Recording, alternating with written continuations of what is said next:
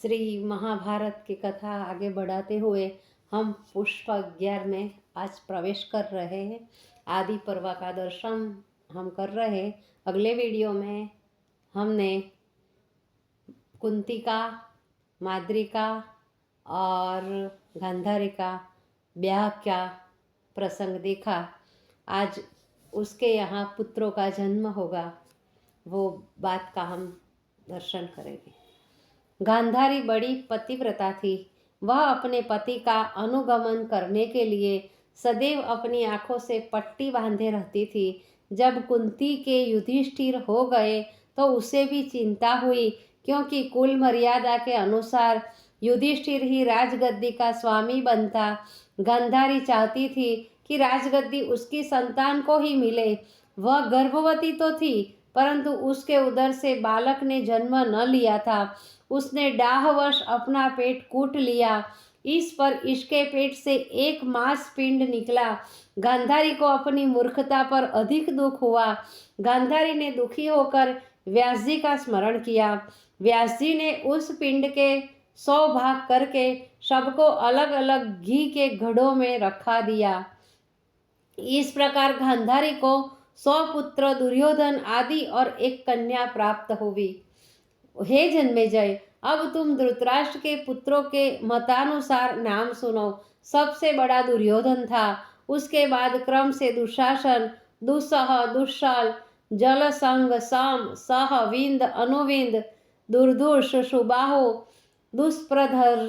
दुष्प्रदर्शद, दुर्मर्ष, दुर्मुख, दुष्कर्ण, कर्ण, विविशंति, विकर्ण, शल, सत्व, सुलोचन, चित्र, उपचित्र, चित्राक्ष, चारुचित्र, शरासन, दुर्मद, दुविगाह, विवत्सु, विकटासन, ऊर्णनाभ, सुनाभ, नंद, उपनंद, चित्रबाण, चित्रवर्मा, सुवर्मा, दुर्विमोचन, अयोबाहु, महाबाहु, चित्रांग, चित्रकुंडल, भीमवेग, भीमबल, बलाकी, बलवर्धन, उग्रायुध, सपेण, कुंडाधार, महोदर, चित्रायुध, निशंगी, पाशी, वृंदारक, दृढ़वर्मा, दृढ़क्षत्र, सोमकीर्ति, अनुदर, दृढ़संग, सत्य, संध, सद, सुवाक, उग्रश्रवा, उग्रसेन सेनानी, दुष्पराज्य, अपराजित, कृष्णाई, विशालाक्ष, दुराधर, द्रोणहस्त, सुहस्त, वातवेग, सुवर्चा, आदित्य, केतु,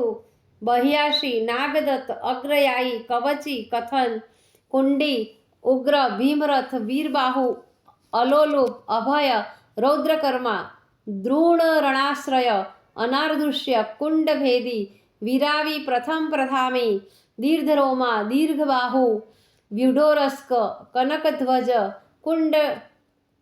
कुंडाशी और वीरजा। दुर्योधन की बहन का नाम था दुशाला और उनका विवाह राजा जयद्रथ से हुआ था। हे राजन, धृतराष्ट्र ने अपनी एक दासी वैश्य कन्या से एक पुत्र उत्पन्न किया। वह दुर्योधन के बराबर आयु का था। उसका नाम युयुत्सु था। वह महान धार्मिक और विचारशील भी था। एक दिन राजा पांडु आखेट के लिए वन को गए। वहां एक ऋषि दिन के समय मृग बनकर भोग कर रहे थे। राजा ने धोखे में उन्हें मृग समझ तीर छोड़ा, जिसके फलस्वरूप उन दोनों स्त्री पुरुषों के शरीर को उस तीर ने भेद दिया।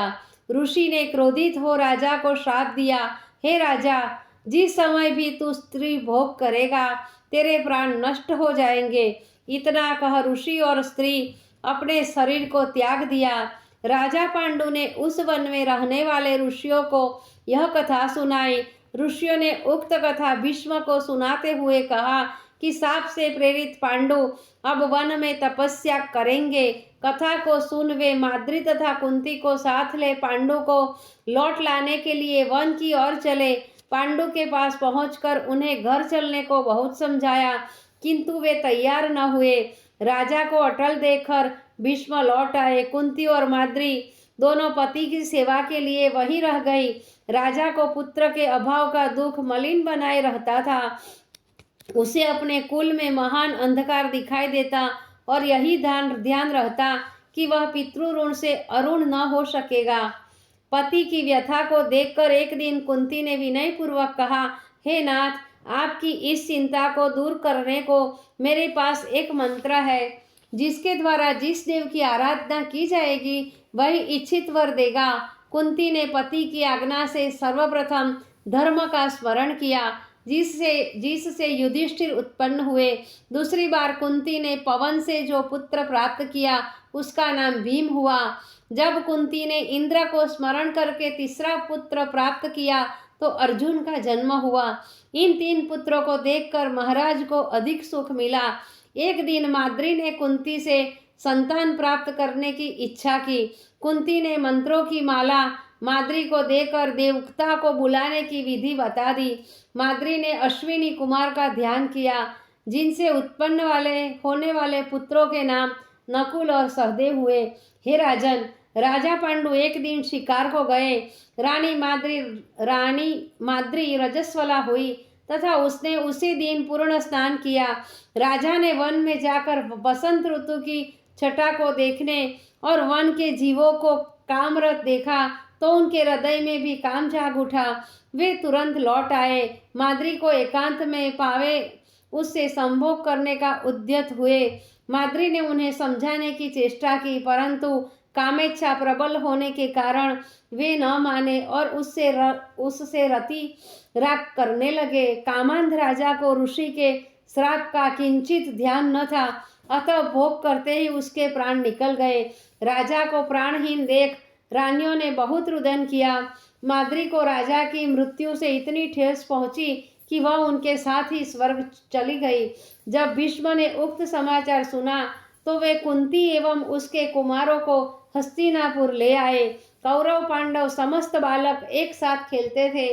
पांडव कौरवों की अपेक्षा गुणशील तथा सबल थे, अतः दुर्योधन उनसे मन ही मन जलने लगा था।